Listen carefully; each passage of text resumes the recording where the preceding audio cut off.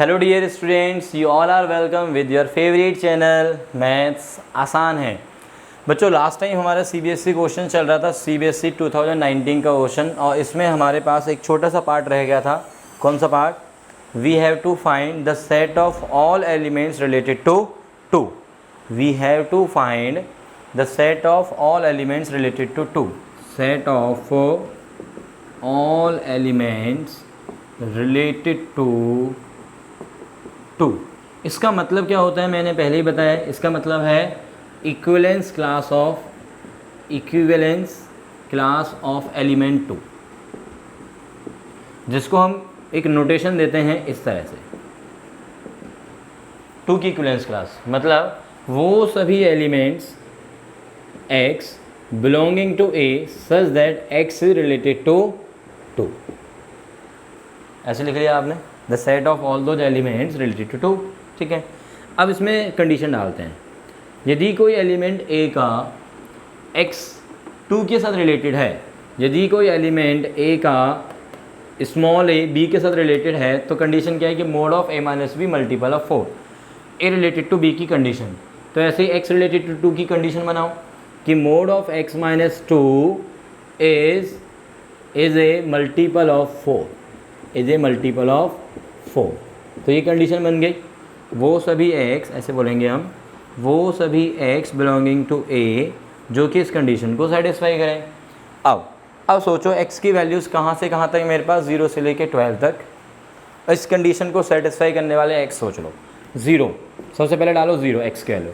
तो 0 माइनस 2 का mode 2, 2 is a multiple of 4, 2 is a multiple of 4, नहीं गलत है। फिर हम डालेंगे 1, 1 से भी नहीं आएगा। फिर 2, 2 minus 2 0, 0 is a multiple of 4, yes 0 आ गया, सॉरी 2 आ गया, सॉरी 2 इज रिलेटेड टू 2 आया था ना, 2 आ गया। देन उसके बाद सीधा क्या आएगा 6, देन क्या आएगा बोलो 10, देन उसके बाद आएगा 14, बट 14 हमारे सेट में है नहीं, 12 तक हम बात कर रहे हैं, तो हमारा यहीं पे सेट ख़त्म हो गया। चलो सपोज़ करो कि इसी सेट के अंदर मैं बोल देता हूँ कि find the equivalence class of 3। तो 3 की इक्विवेलेंस क्लास का मतलब क्या होगा? वो सभी एलिमेंट जो कि 3 से रिलेटेड है, वो सभी एलिमेंट जो कि 3 से रिलेटेड है। तो अब 0 को देखो, 0 माइनस में 3 का मॉडुलस, 0 माइनस, यहाँ पे देखो ना, a को आपने फिक्स कर दिया कि भाई वो 3 है। 3 से रिलेटेड एलिमेंट्स देखने हैं तो मुझे सारे b देखने हैं, या b आप 3 फिक्स कर दो, कोई भी फिक्स कर दो a और b में से 3 को, एंड देन फिर दूसरे को देखते रहो और जो कंडीशन को सेटिस्फाई करें। तो मैंने a फिक्स कर दिया 3, अब b की वैल्यू निकाल रहा हूँ मैं, तो b की वैल्यू 0 डाली, तो mode of 3 minus 0 is 3, multiple of 4 नहीं है। फिर 1 को देखोगे वो भी नहीं आएगा, 2 को नहीं, फिर 3 आएगा सीधा।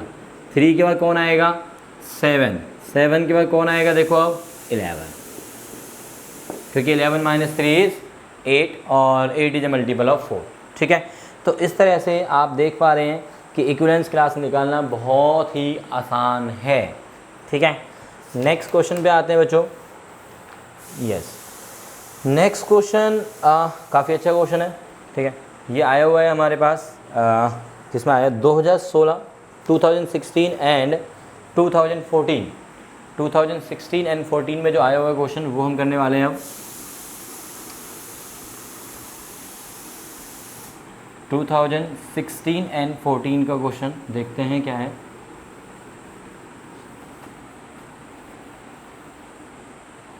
सीबीएसई 2016 एंड 2014 2 ईयर्स में आया हुआ है क्वेश्चन। क्या है question? A is the set 1 2 3 up to 9। एक सेट दिया हुआ है 1 2 3 अप टू 9। सबसे पहले वो क्या कर रहा है, ए क्रॉस ए बना रहा है, ए क्रॉस ए।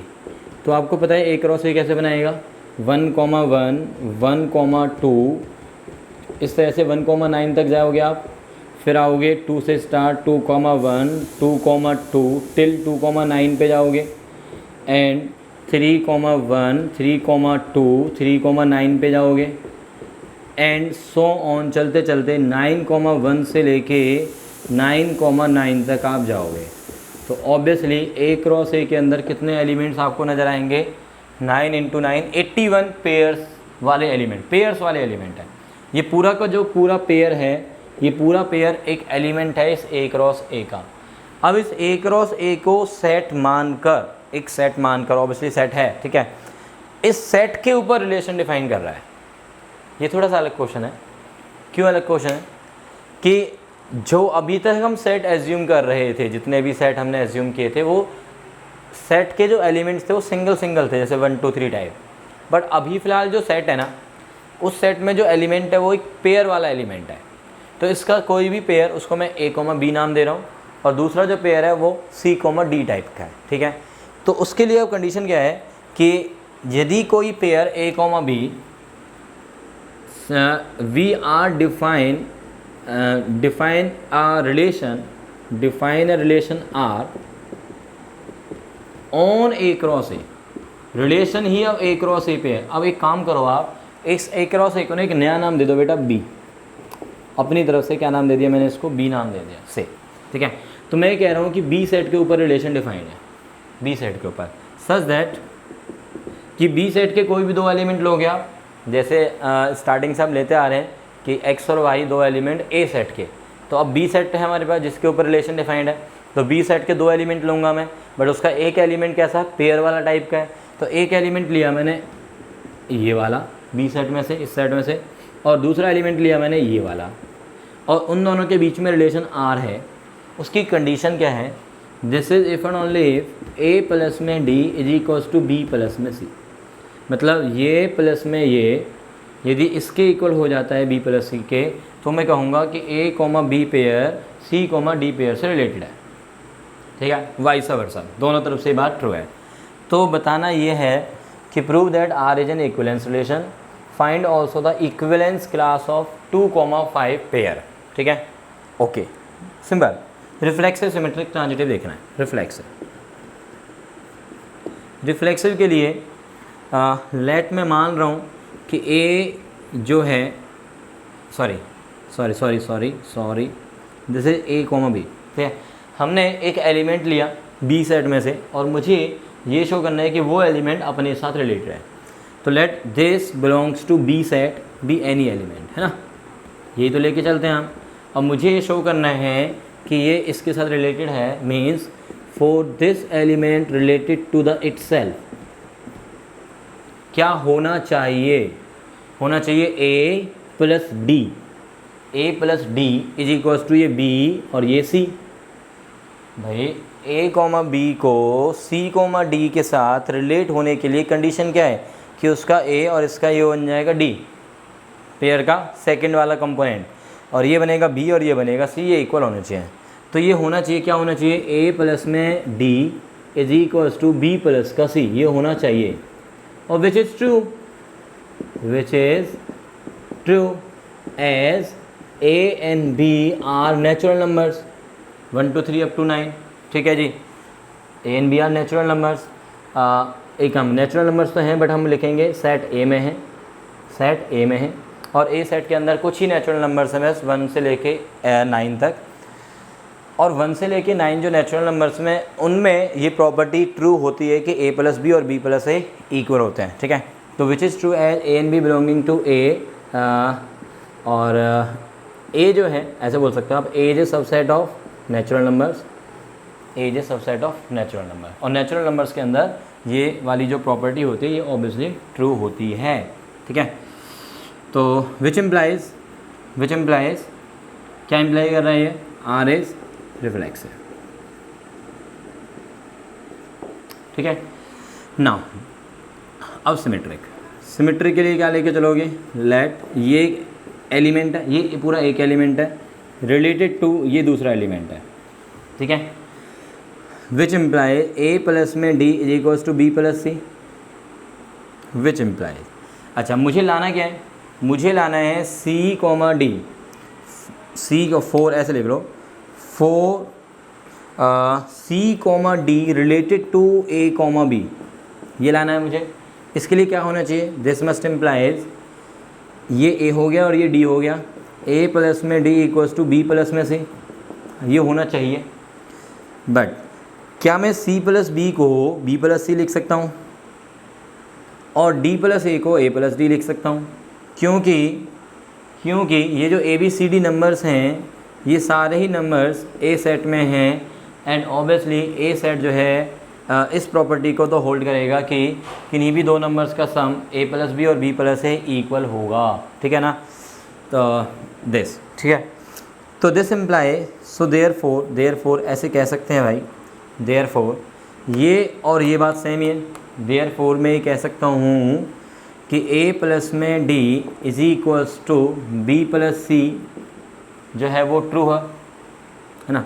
या एक काम करो, ऐसे लिखो, एक मिनट, यहाँ से ये आ गया ना, यहाँ से ये आ गया, दिस इम्प्लाई, इसको आप इसी फॉर्म में लिख लो, A+D equals to B+C, true.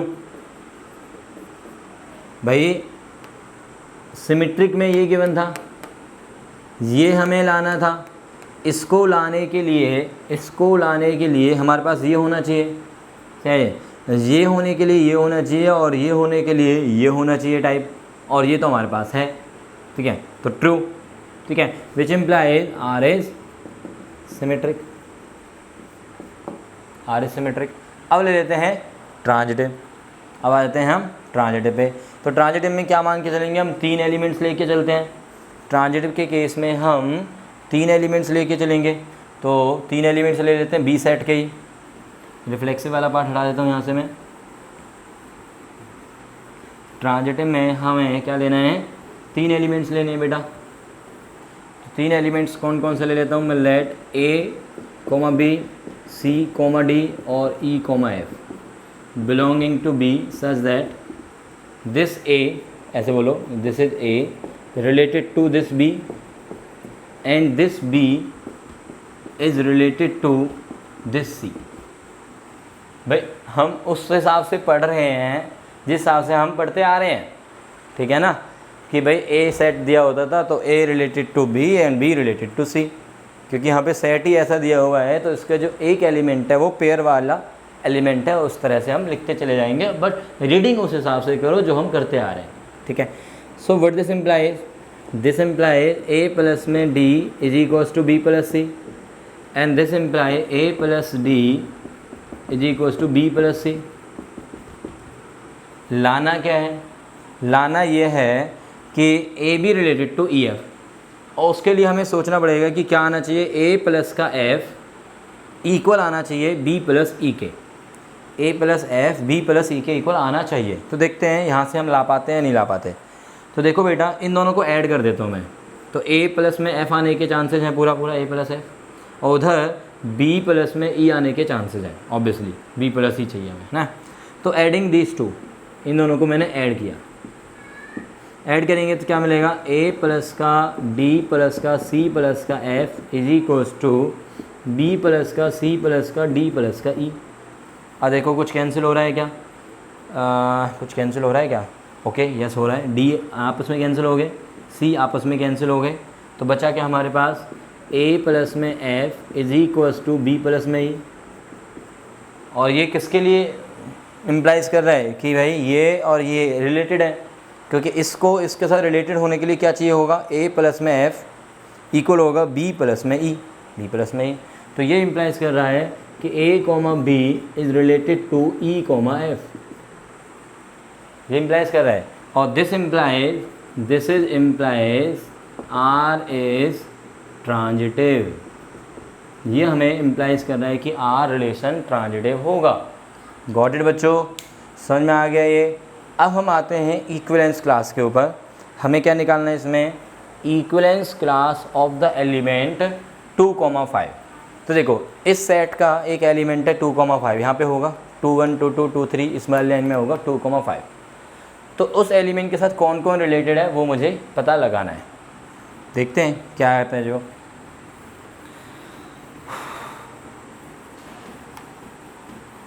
तो 2,5 की मुझे चाहिए equivalence class, equivalence class of 2,5 में वो सभी एलिमेंट्स होंगे बी सेट के, और बी सेट का कोई भी एलिमेंट पेयर वाला है, तो मैं कहूँगा कि वो सभी पेयर्स होंगे इस सेट के अंदर belonging to B set A cross A such that this is related to 2,5। The set of all those persons in this set which who are related to Priya. याद है ना वो प्रिया वाला एग्जाम्पल, सही है ना। तो प्रिया की इक्विवेलेंस क्लास का मतलब है वो सभी लोग जो कि प्रिया से रिलेटेड हैं, तो वो सभी एलिमेंट्स जो कि इससे रिलेटेड हैं वही आएंगे इसकी इक्विवेलेंस क्लास के अंदर, इसकी इक्विवेलेंस क्लास के अंदर। ओके, सो नाउ अब ध्यान देंगे कि इसमें वो सभी पेयर्स बी के सच दैट ए प्लस में डी यानी कि ए प्लस का 5 इक्वल्स टू बी प्लस का 2, ये कंडीशन बनी। ओके, तो चलो अब इस कंडीशन को सेटिस्फाई करने वाले ए कॉमा बी देखते हैं। अच्छा, ए की वैल्यू कहाँ से कहाँ तक जा सकती है, 1 से लेके 9, और बी की वैल्यू कहाँ से कहाँ तक जा सकती है, 1 से लेके 9। तो चलो ए को मैं 1 डाल के देखता हूँ, ए को यदि मैं 1 डाल के देखता हूँ तो मेरे पास बी कितना आ रहा है, 4 आ रहा है, नहीं आ रहा, देख लो पहले। यस, ए को मैंने 2 डाला तो बी 5 आया, ए को मैंने 3 डाला तो बी 6 हो गया, ए को लिया मैंने 4 तो बी की वैल्यू कितनी आएगी बोलो, 7। ए लिया मैंने 5 तो बी कितना आ रहा है बोलो, अरे बोलो ना, 8। यस, देन 6 तो 9। अच्छा, ए को मैंने 7 डाला तो बी कितना जाएगा, 10, बट बी के पास 10 होने के लिए ऑप्शन नहीं है, so that's why this is the final one. तो ये हो गया हमारा 2,5 की इक्विवेलेंस क्लास। Got it. यहाँ पे इक्विवेलेंस क्लास में पेयर वाले एलिमेंट उसी वजह से बेटा क्योंकि हमारा सेट ही जो है उसके जो एलिमेंट है वही पेयर वाले हैं, ऑर्डर्ड पेयर टाइप के, ठीक है। अदरवाइज जो रेस्ट ऑफ द क्वेश्चंस हमने किए हैं अभी तक उन सभी में सिंगल सिंगल एलिमेंट थे। यहाँ पे एलिमेंट का थोड़ा पैटर्न चेंज कर दिया है उन्होंने एक बड़ा सेट डिफाइन कर दिया पहले, उसके ऊपर फिर वो रिलेशन डिफाइन कर रहे हैं। Are you getting? ठीक है, ओके। बिल्कुल ऐसा ही मिलता जुलता बट थोड़ा सा इससे थोड़ा सा टिपिकल एक क्वेश्चन पूछा गया है CBSE 2015 के अंदर। CBSE 2015 देखो, CBSE 2015 में जो भी क्वेश्चन पूछे जा रहे हैं वो थोड़े से अच्छे लेवल के हैं। मतलब आप समझ पा रहे हैं कि CBSE 2015 में जो बच्चों ने पेपर दिया है वो अच्छा खासा पेपर था, सही है। और उसके बाद 2016 में भी एक बहुत अच्छा पेपर देखने को मिला CBSE की तरफ से। एंड आफ्टर दैट जो मैंने ऑब्ज़र्व किया है एज़ पर माई ओपिनियन, उसके बाद जो पेपर बने हैं 2017, 18, 19 और 20 वो काफ़ी इजी लेवल के थे, but 2015-16 was the good one in my opinion, ठीक है। और in fact you can also analyse, यदि आप क्वेश्चन पेपर निकाल के देखोगे, आजकल नेट पे हर चीज़ अवेलेबल है, तो आप देखना कि 2015 और 16 का जो लेवल है वो आपको आगे वाले जो ईयर्स हैं 2017 ऑनवर्ड्स उन सभी में नहीं मिलेगा। तो 2015-16 में तो मतलब बच्चों की तो समझ गए ना अब आप। तो चलिए आगे करते हैं क्वेश्चंस। 2015 में जो आया हुआ है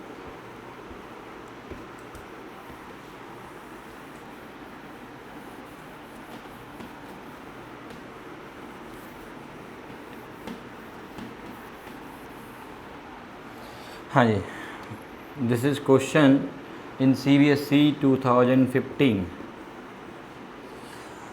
late n be the set of all natural numbers, n set of natural numbers है, set of natural numbers. R be the relation on n cross n, R relation जो है ऑन n क्रॉस n, मतलब ऐसे बोलो कि n cross n हमने एक set बनाया और वो उस सेट को मैंने a नाम दे दिया। फिर से ऐसे ही दे रहा है ना, मतलब जो a सेट है वो क्या बना रहा है, नेचुरल नंबर्स का कार्टेशियन प्रोडक्ट कर रहा है उस नेचुरल नंबर्स के साथ और बना रहा है a सेट। मतलब a सेट में कैसे पेयर्स होंगे, 1, 1, 1, 2 एंड सो ऑन, फिर आएगा 2, 1, 2, 2 and so on, no end, है ना। फिर 3, 1 up to and so on and so on and so on and so on. इस तरह से ये सारे पेयर्स ए सेट के अंदर हैं। अब इस ए बड़े से सेट के ऊपर एक रिलेशन डिफाइन कर रहे हैं, define R on A as, R relation में वो सभी पेयर्स हैं। अच्छा, आर रिलेशन को ऐसे लिख रहे हैं वो ऑन ए, कि a comma B related to c comma d if and only if a into d multiplied by b plus c is equals to b into c multiplied by a plus d. See, for all a, b, c, d natural numbers, show that the R relation is an equivalence relation. हमें show करना है कि जो R है वो एक equivalence relation है. तो चले इसका reflexive part. For a comma b related to a comma b, भाई इस सेट में से मैंने एक एलिमेंट उठाया ए सेट में से a कॉमा b, मुझे शो करना है कि वो एलिमेंट अपने साथ रिलेटेड है. तो a comma b related to a comma b के लिए क्या होना चाहिए? For a comma b related to a comma b we must have a into D implies a into D. D कौन है यहाँ पे? b इंटू में b प्लस सी. तो b plus C is equals to होना चाहिए b into C, B into C multiply by a plus D, a plus D, a plus D. इस condition को देखते जाओ. कंडीशन ये देखनी है बट लिखना वो है जो एलिमेंट्स हमारे पास हैं. ठीक है, ये a, ये b, ये c, ये d, ऐसे सोच लो बस और वैल्यू डालते चले जाओ. ठीक है, ये होना चाहिए. अब ये देखते हैं कि क्या ये ट्रू है. देखो a इंटू बी और b इंटू ए तो सेम ही होते हैं भाई, नेचुरल नंबर्स हैं. देखो अब मैट्रिक्स नहीं है यहाँ पे. यदि यही चीज़ मैट्रिक्स के लिए होती कि यहाँ पे जो सेट होता वो मैट्रिक्स वाला सेट होता तो फिर a इंटू बी और b इंटू ए इक्वल नहीं होते. तो यहाँ पे तो इक्वल हैं क्योंकि a और b सब क्या है? नेचुरल नंबर्स है. और नेचुरल नंबर्स में आप कह सकते हो ऑब्वियसली ट्रू है. b प्लस ए और a प्लस बी भी इक्वल होते हैं. तो which is true? Which is true क्योंकि जो आपका नेचुरल नंबर्स का सेट है, because of set of natural numbers, in set of natural numbers a into B और b इंटू ए इक्वल होते हैं. a प्लस में b और b प्लस ए भी इक्वल होते हैं. एक्चुअल में इस प्रॉपर्टी को बोला जाता है कौन सी? Commutative property. कम्यूट करना, इधर उधर करना. ठीक है ना, एडिशन में भी और मल्टीप्लिकेशन में भी. सब्ट्रैक्शन में नहीं होता ये चीज़. सब्ट्रैक्शन में आप नहीं कर सकते ना इधर उधर. ठीक है, तो this is actually that is commutative property. इसको बोला जाता है कॉम्यूटेटिव प्रॉपर्टी और कॉम्यूटेटिव लॉ अंडर एडिशन और मल्टीप्लिकेशन ऑल्सो. ठीक है, तो इन दोनों के रिस्पेक्ट में आओ. तो ये ट्रू हो गया. So therefore R is reflexive. ठीक है, अब बात आती है सिमेट्रिक के.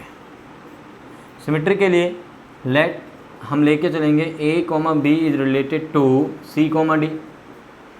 What this implies? This implies a into D, b plus c, b into C, a plus D. 4 लाना क्या है? c comma D related to a comma B. ये लाना पड़ेगा. इसको लाने के लिए क्या चाहिए होगा? इसको लाने के लिए चाहिए होगा a इंटू डी यानी कि c into b, b plus c equal होना चाहिए b इंटू सी यानी कि b इंटू सी और a plus D, a plus D ये होना चाहिए. बट क्योंकि c इंटू बी को मैं b इंटू सी कह सकता हूँ और d प्लस ए को मैं a प्लस डी कह सकता हूँ, d इंटू ए को मैं a इंटू डी कह सकता हूँ और c प्लस बी को मैं b प्लस सी कह सकता हूँ. Because of again a b c d are natural numbers और नेचुरल नंबर्स में ये वाली बात ट्रू होती है. अच्छा, हमें चाहिए क्या था? हमें चाहिए था ये, है ना? नहीं चाहिए तो ये था कि भाई ये हमें चाहिए और इसके लिए हमें ये मिलना चाहिए. और क्योंकि हमें ये गिवन है, क्योंकि ये हम लेके चल रहे होते हैं, बिकॉज ऑफ दिस हम बोल सकते हैं. ठीक है, सो फ्रॉम स्टार में कह सकता हूँ कि a इंटू डी के प्लेस a इंटू डी ऐसे लिख लो सीधा, a into d b plus c equal है b into c a plus d, which directly imply b into c a plus का d इधर लिख लो और a into d b plus c उधर लिख लो. ये इधर लिख दिया पूरा, ये इधर लिख दिया पूरा. तो इसका मतलब इसको रिलेटेड होने के लिए ये चाहिए था. और क्योंकि सिमेट्रिक में हम लेके चलते हैं ये वाली बात, तो उससे हमारे पास ये वाली बात ही आ रही है. यही तो हमें चाहिए थी सिमेट्रिक होने के लिए, इन दोनों को रिलेटेड होने के लिए. तो हमें मिल गया ये. तो from the given one. So therefore R is symmetric. अब हमें चाहिए इसका ट्रांजिटिव वाला पार्ट. क्या चाहिए अब हमें इसका ट्रांजिटिव वाला पार्ट थोड़ा सा अलग तरीके से करना पड़ेगा, थोड़ा सा अलग. ठीक है, तो समझते हैं. हाँ, रिफ्लेक्सिव वाला पार्ट मैं रब कर देता हूँ. ठीक है, रिफ्लेक्सिव वाला पार्ट मैं हटा देता हूँ भाई.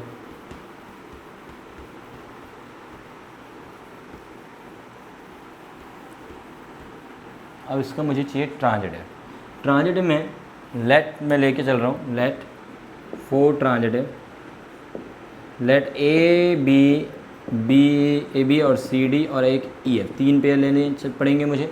ए बी सी टाइप, यानी कि ए हो गया ए कॉमा बी हो गया, और जैसे एक्स वाई जेड ले लो, ये एक्स है, ये वाई है और ये जेड है. से belonging to the set is A such that X is related to, यानी कि A B is related to C D and CD is related to EF. What this implies? This implies A into D B plus का C equal है B into C A plus का D. And ये implies करेगा A into D यानी कि C into F, B plus C मतलब D plus E equal होगा B into C यानी कि D into E और A plus D मतलब C plus F. हमें लाना क्या है? लाना होगा हमें कि A B related to E F, ये लाना है. ठीक है, ओके. यहाँ पे थोड़ा सा ध्यान रखना पड़ेगा इस पर्टिकुलर में कि मैं इसको थोड़ा सिंप्लीफाई करूँगा इस तरह से. बी प्लस सी अपॉन में लाऊंगा बी सी, ऐसे लिख सकता हूँ, और इधर ए इंटू डी को उधर भेज सकता हूँ, ए प्लस डी अपॉन में ए डी.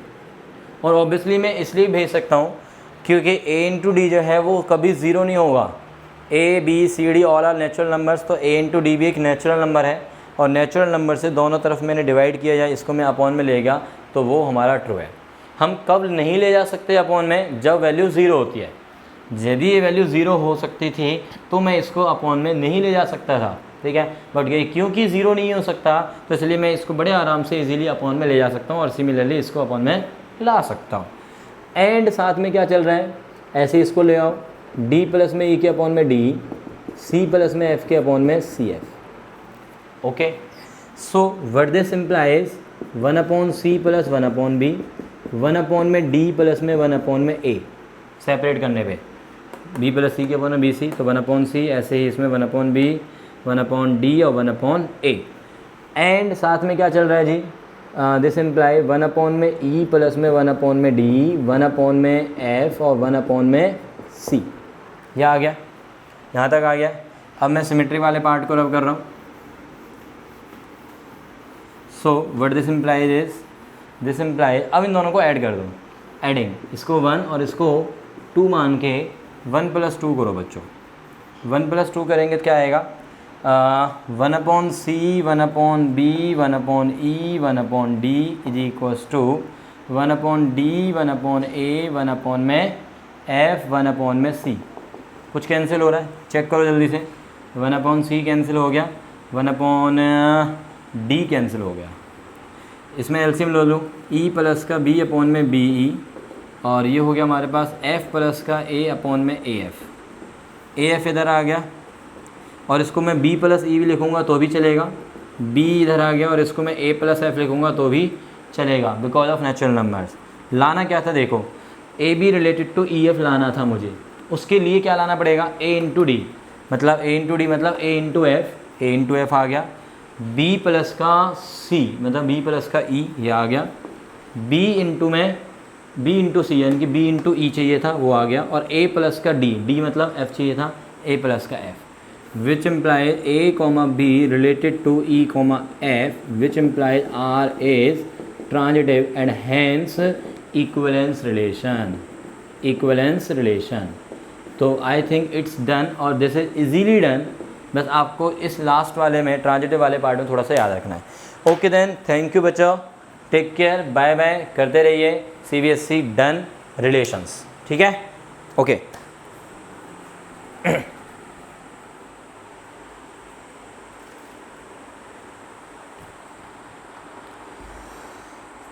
तो बच्चे मिलते हैं फिर नेक्स्ट क्लास में, और तब तक आप जो है इस कई रिलेशंस वाले क्वेश्चन जो भी और भी CBSE में कहीं आए हुए हैं तो उनको कीजिए. कोई डाउट आता है तो पूछिए. ठीक है बच्चों, ओके देन, बाय बाय।